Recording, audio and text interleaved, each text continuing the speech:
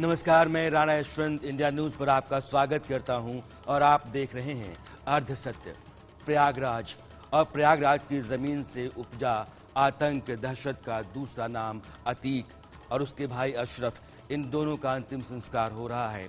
कब्रिस्तान में दोनों को दफनाया जा रहा है। इसके साथ प्रयागराज से एक पिछला अतीत जो था वो दफन हो रहा है। अतीक अहमद, जिसकी गोली मार कर हत्या कर दी गई उसके भाई के साथ, और अब प्रयागराज में कब्रिस्तान में दोनों भाइयों को दफनाया जा रहा है। वहाँ जो मस्जिद है, मस्जिद में नमाज के लिए दोनों शवों को ले जाया गया है। मैं सीधे आपको कब्रिस्तान लेकर चलना चाहता हूँ जहाँ हमारे सहयोगी वहाँ मौजूद हैं। तो ये तस्वीरें जो आप देख रहे हैं ये प्रयागराज के कब्रिस्तान की हैं। उसी कब्रिस्तान में मस्जिद में दोनों जनाजों को ले जाया गया है। आज देखिए कि पिछले 24 घंटों के भीतर एक ही खानदान से 3 जनाजे उठे और इसी कब्रिस्तान में 3 लोगों को दफन किया गया। अतीक अहमद और अशरफ, यह दोनों भाई जिनकी हत्या कल कर दी गई। 3 हत्यारों ने मीडिया के सामने पुलिस की मौजूदगी में दोनों को गोली मार दी।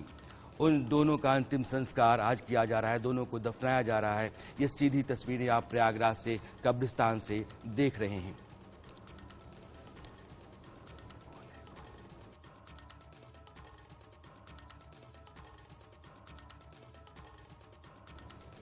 मैं आपको सीधे अपने सहयोगी राघवेंद्र के पास ले चलना चाहता हूं, जो कब्रिस्तान के ठीक बाहर है। कब्रिस्तान के बाहर फोर्स का बड़ा इंतजाम है, जवानों की तैनाती है। कब्रिस्तान के भीतर परिवार के कुछ लोगों को जाने दिया गया है और जो लोग अभी आपको कैमरे पर दिख रहे हैं ये वही लोग हैं जो जनाजे में शामिल हैं।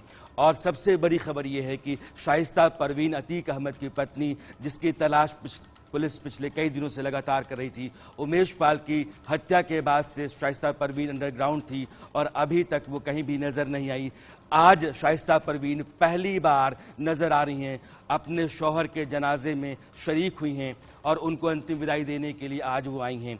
पुलिस की नज़र लगातार शाइस्ता परवीन पर थी। उसको इस बात का अंदाज़ा था कि शाइस्ता परवीन आज कम से कम अतीक अहमद को अंतिम विदाई देने के लिए आएंगी ज़रूर। शाइस्ता परवीन आई, इस जनाजे में शरीक हुई हैं। आप देखें कब्रिस्तान के एक कोने में, चूँकि कब्रिस्तान में महिलाओं का जाना मना है, इसलिए महिलाओं का एक छोटा सा दल जो झाड़ियों के पीछे बैठा हुआ है, उसी में शाइस्ता परवीन भी हैं।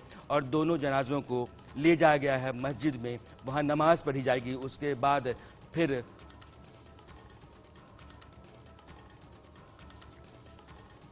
ये तस्वीरें आप वहीं से देख रहे हैं। ये तस्वीरें जो आपके सामने हैं ये कब्रिस्तान की हैं और ये पत्तियों की ओट में उधर जो महिलाएं हैं वो परिवार की महिलाएं हैं। इन्हीं में शाइस्ता परवीन भी हैं।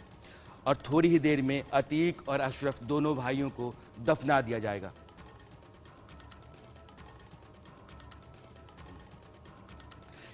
ये खबर जो मैं आपको बता रहा हूँ ये सूत्रों के हवाले से है कि शाइस्ता परवीन वहाँ पहुँची हुई हैं। अशरफ की दोनों बेटियां ज़रूर वहाँ पहुँची हैं। शाइस्ता परवीन के होने की खबर सूत्रों के हवाले से आ रही है। वो अपने पति को अंतिम विदाई देने के लिए आज आई हैं, ऐसा कहा जा रहा है। पुलिस की नज़र भी लगातार इस बात पर थी कि वैसी महिलाएं जो शाइस्ता परवीन की तरह हुलिये में दिखें, उन पर नज़र रखी जाए। और सूत्रों के हवाले से ही यह खबर मैं आपको दे रहा हूँ, इंडिया न्यूज़ आपको दे रहा है कि इस जो जनाजे में शाइस्ता परवीन भी हैं, थोड़ी देर में दोनों भाइयों को दफना दिया जाएगा। जो अंतिम नमाज होती है जनाजे के वक्त की, वही नमाज अदा की जा रही है। राघवेंद्र, आप वहां हैं, आप जो कुछ भी देख रहे हैं मैं चाहूंगा कि आप दर्शकों को बताएं।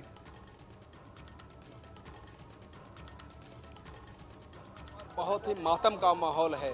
वाकई में ये एक ऐसा समय है जहां पर यहाँ का जो बादशाह रहा है, इस प्रयागराज, इस जगह का जो खेसारी और मसारी जो है, यहाँ का जो बादशाह रहा है अतीक अहमद, आज वो मिट्टी में दफन होने जा रहा है।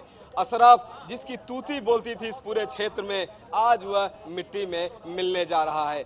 कहीं न कहीं ये अगल बगल के लिए, इनके चाहने वालों के लिए, इनके रिश्तेदारों के लिए आज ये बहुत बड़ा दुख का दिन है। देखिए, जब असद का अंतिम संस्कार यहाँ पर हो रहा था, जब उसको कब्र में दफनाया जा रहा था, तो माँ तड़प रही थी, बाप तड़प रहा था, बहुत प्रयास किया, लगातार अतीक अहमद कहता रहा कि मेरे बेटे के मिट्टी में मुझे जाने दो, लेकिन उसको अनुमति नहीं मिली। उसकी जो माँ है वो तड़पती रही कि बेटे को एक बार अंतिम में देख लिया जाए, लेकिन हौसला नहीं जुटा पाई। चूंकि अतीक अहमद ने कहीं न कहीं ये जरूर कहा कि अगर तुम वहां पर जाओगी तो पुलिस के हत्थे चढ़ जाओगी, इसलिए हिम्मत मत करना। देखिए हम आपको बता रहे हैं, ये देखिए बहुत ही इंपॉर्टेंट विजुअल्स हम आपको दिखा रहे हैं, एक्सक्लूसिव विजुअल दिखा रहे हैं कि ये जनाजा जा रहा है।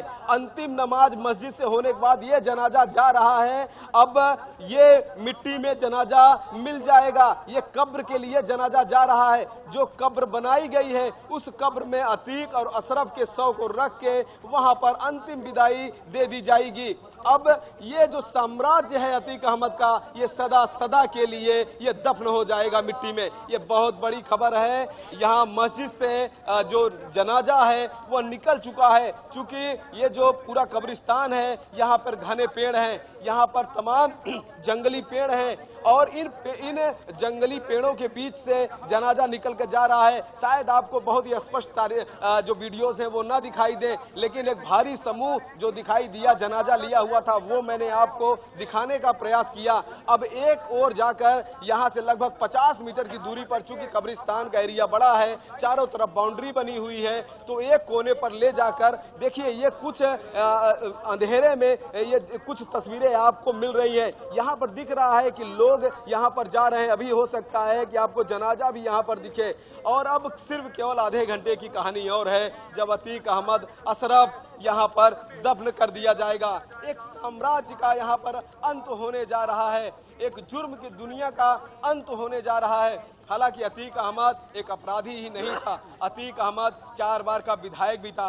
अतीक अहमद उस फूलपुर से सांसद था जिस फूलपुर से आजाद हिंदुस्तान के नेता जवाहरलाल नेहरू पहली बार यहाँ से चुनाव जीत के देश के प्रधानमंत्री बने थे।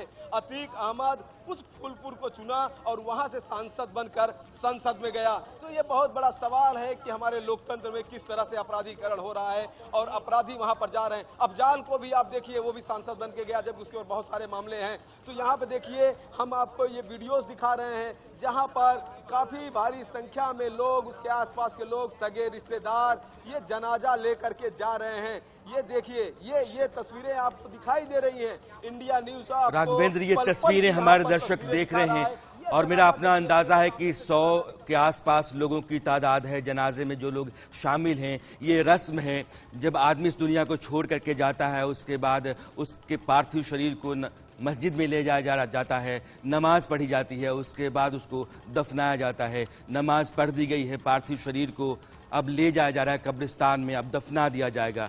और इसके साथ ही अतीक अहमद और उसके भाई अशरफ अहमद की जिंदगी का अध्याय अंत हो जाता है।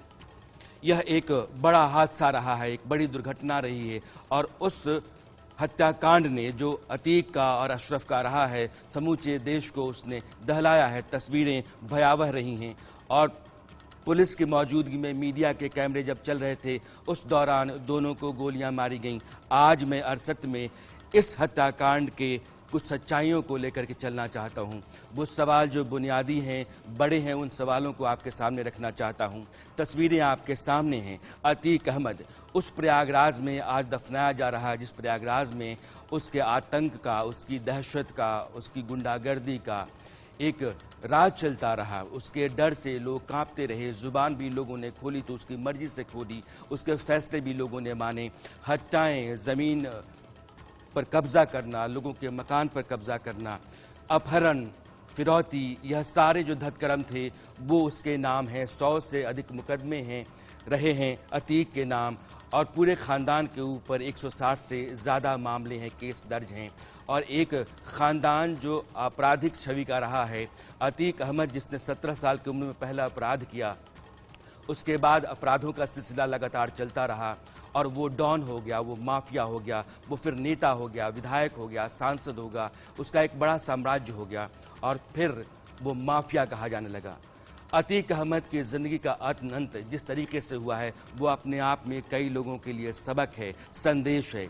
लेकिन अतीक अहमद को जिस तरीके से गोली मारी गई, जिन हालात में मारी गई, वो अपने आप में एक बड़ा सवाल है।